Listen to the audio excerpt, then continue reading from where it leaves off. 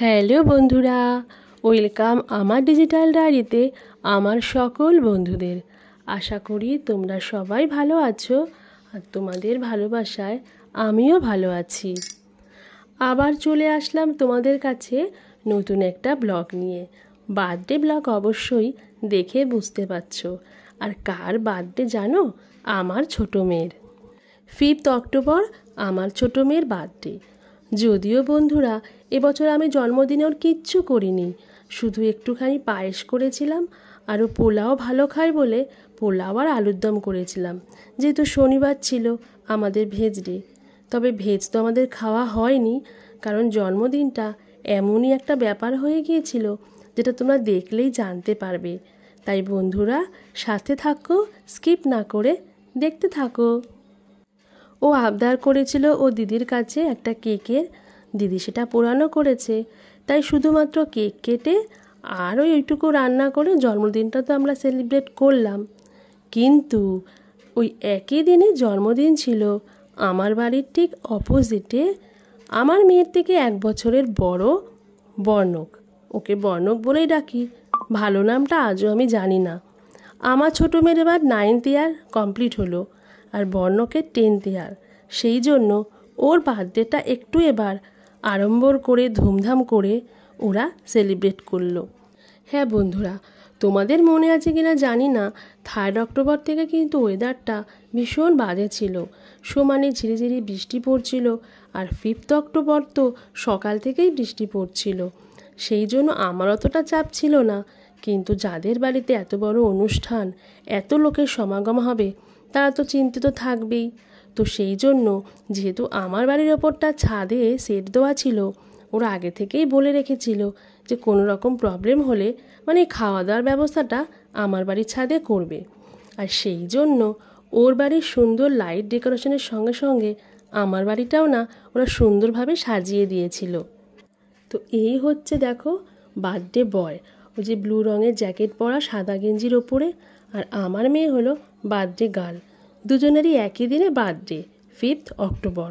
তো প্রত্যেকবার কি হয় জানো, আমরা মায়েরা মানে ওর মার আমি ঠিক করিনি, ও যদি দুপুরে করে তো আমি রাতে করি, কারণ নিমন্ত্রিত অতিথি তো কমন, সেই পাড়ার লোকজন আর পাড়ার ছোটো ছোটো বন্ধুরা।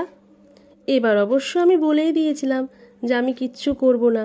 আর যেই শুনলাম যে ওর বাড়িতে তো ধুমধাম করে হবে, করার তো প্রশ্নই ওঠে না। আচ্ছা, এখন কেক কাটা হবে, দেখতে থাকো বন্ধুরা, সাথে থাকো।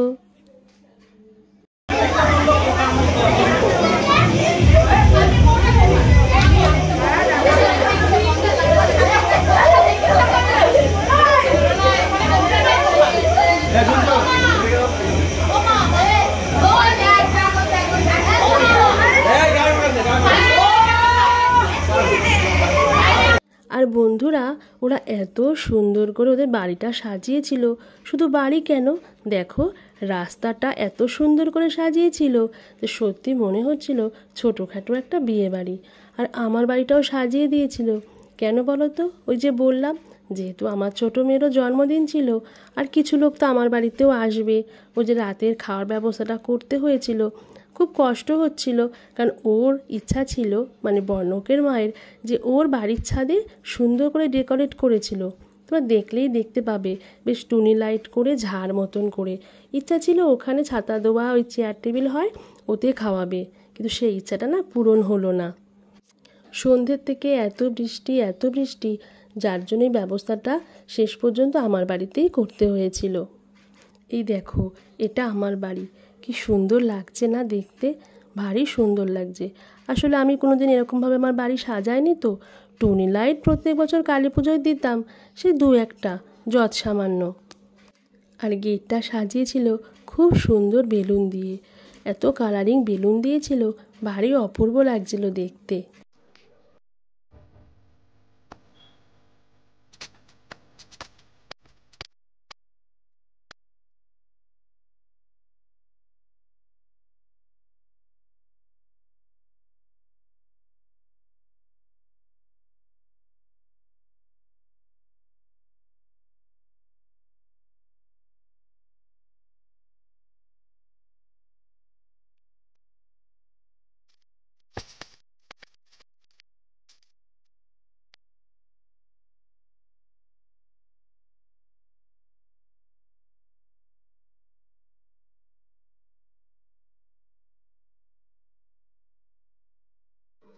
আর ওদের ডাইনিং স্পেসটা এতটাই বড় যে অতিথিরা এসে ওখানেই বসছিল।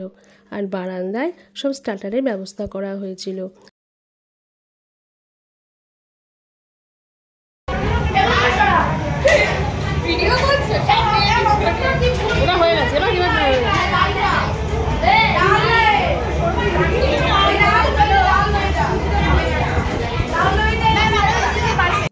আর এই দেখো, আমি বলছিলাম না রাতে ডিনারের ব্যবস্থাটা আমাদের ছাদে করা হয়েছে। যেহেতু ছাদে আমাদের সেট দেওয়া রয়েছে বৃষ্টির হাত থেকে বাঁচবার জন্য, চলে এসেছি আমরা এখানে ডিনার করতে। আমি, রিয়া, ডলিদি সব। আর দেখো, আমাদের বাড়ির ছাদের থেকে ওদের বাড়িটা কি সুন্দর দেখতে লাগছে না? আর ওই দেখো, ওর বাড়ির ছাদের ওপরে ওই যে ত্রিকোণ করে যে লাইটিং দিয়ে প্যান্ডেলটা করা হয়েছে, ওখানেই ইচ্ছা ছিল ছাতাটা নিয়ে সবাইকে খাওয়াবে, কিন্তু বৃষ্টির জন্য সেটা আর হলো না। আর এই দেখো, লাল জামা পরে যে পুচকেটা বসে আছে ওটা শম্পার ছোটো মেয়ে, তার পাশে শম্পার বড় মেয়ে। আমি কিন্তু ওদের দিদা হই, জানো বন্ধুরা। আর এই ঘরে যারা বসে আছে এদের বিশেষ আমি চিনি না। এনারা হলেন বর্ণকের বাবার মায়ের স্কুলের কলিগরা। আসলে ওনারা দুজনেই স্কুল টিচার, তাই দুজনে স্কুল থেকেই সমস্ত টিচারদের ইনভাইট করা হয়েছিল। আর এই যে ম্যাডাম, ইনি হলেন বর্ণকের মা মমতা, একদম আমার সামনের বাড়ির প্রতিবেশী। আর পাশে ব্লু কালারের শাড়ি পরে ওটা হলো ওর বোন। ওরাও 3 বোন, জানো বন্ধুরা।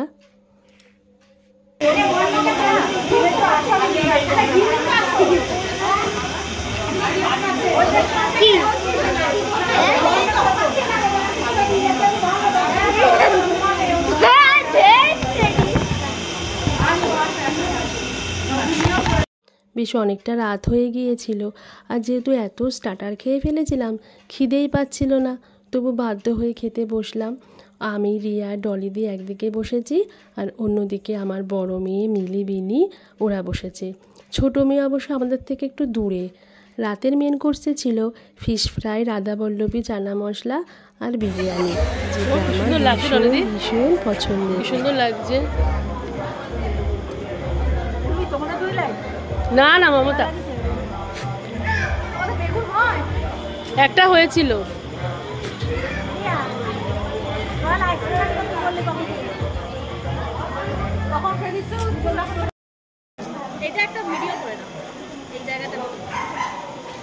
হ্যালো হ্যালো টেস্টিং, হ্যালো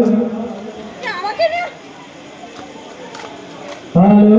তোমামা, ও তোমামা, তুমি একটা কবিতা বলবে নাকি?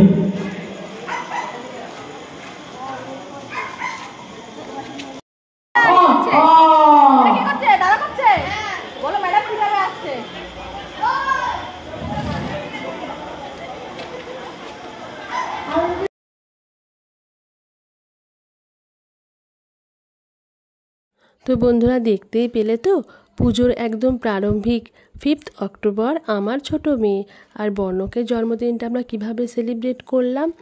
আর এই যে এতক্ষণ বিভিন্ন কথোপকথন শুনছিলে, ওগুলো কিন্তু আমি ডিলিট করিনি। আসলে এগুলো শুনতেও বেশ মজা লাগবে। ও যে হয় না, সিনেমা শুটিংয়ের ব্যাকগ্রাউন্ডে যেগুলো থাকে, বেশ দেখতে ভালো লাগে, তাই ইচ্ছা করেই আমি এগুলো রেখে দিলাম। তো বন্ধুরা, তোমরা ভালো থেকো, আমার পাশে থেকো, আমাকে সাপোর্ট করো আর কমেন্ট করো। ভালো লাগুক খারাপ লাগুক, মন্তব্য না করলে আমি কী করে বুঝবো বলো যে আমার ভিডিও তোমাদের ভালো লাগছে। আচ্ছা, আসি, দেখা হবে আবার পরবর্তী একটা ব্লগে। ততক্ষণ পর্যন্ত সবাই ভালো থেকো, সবাইকে ভালো রেখো। Tata, bye bye.